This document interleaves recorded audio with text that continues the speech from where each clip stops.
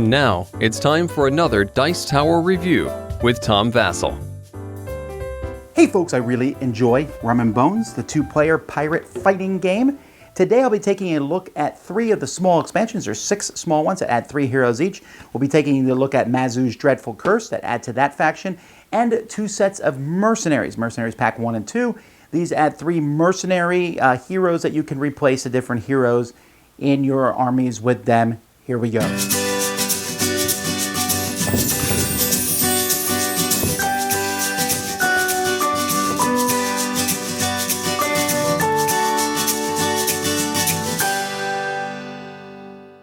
All right, first we'll take a look at the 3 new heroes for Mazu's Dreadful Curse.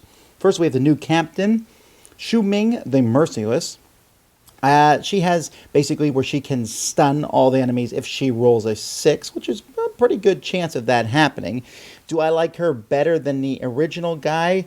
I really like the figure of the original one. I think he's a simpler person to use, but she does add a few things in here, especially with the Divine Favor and such. Then we have this Brute. I will probably never use her. Not partially because of her really odd outfit, but because she's going up against Lang, Lord of Lang, who's a panda. Amazing character.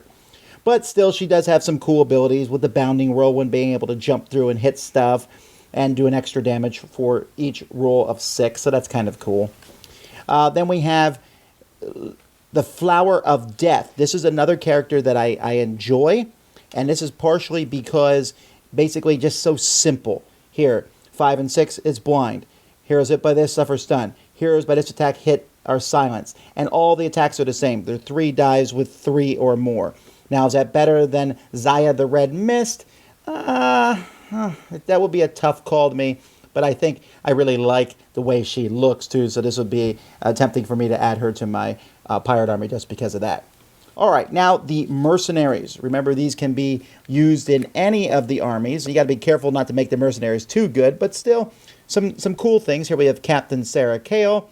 I do like her, if only for her main attack. If there's a hero in the targeted zone with 6 or more damage, she gets a +1 to hit, just that scent of blood. Sinbad here, I like the name of Sinbad, and he has a 7 Seas strike, but his 1001 Arabian Nights is what really attracts me to him, where basically you can discard any number of coins and roll dice equal to twice the number discarded.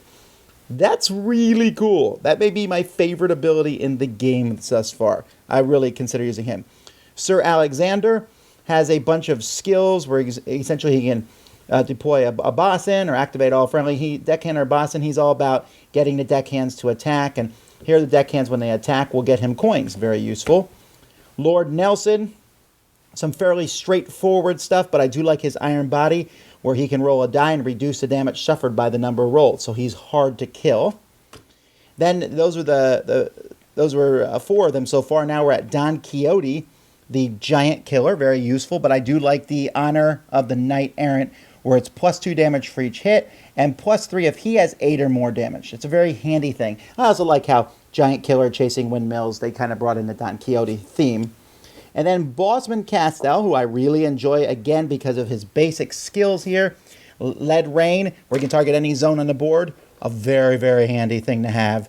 Probably, again, one of my favorite abilities, just because the range and just you're never safe from him. Here are the models for this group here. So you can see, as usual, they're the very good quality Colemanir not combat, just quality of miniatures. Obviously they look better painted, but even without being painted, they're pretty easy to distinguish on the board.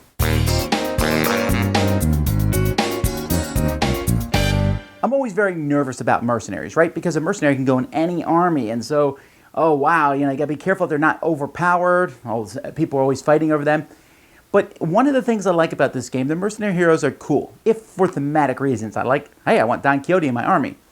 But they're cool, but at the same time, the heroes that are in the armies currently kind of work with those armies really well. They have theming that fits that army, whether it's undead or the speed of the Chinese faction. There's just that kind of the different things that they can do fit into the theming of their armies.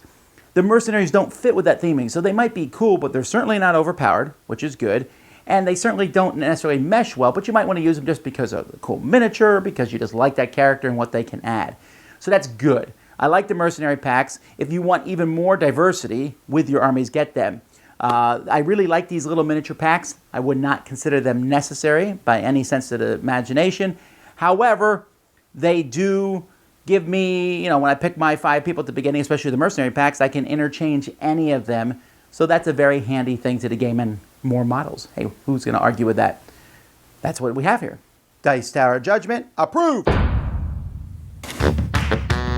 Thanks so much for watching the Dice Tower videos. Find more great videos and reviews, as well as our top-rated audio podcast at Dicetower.com. You can also find other great shows at Dicetowernetwork.com. I'm Eric Summerer, and you've been watching The Dice Tower. The Dice Tower is sponsored by Cool Stuff Inc., where you can find great games for great prices. Cool stuff in stock.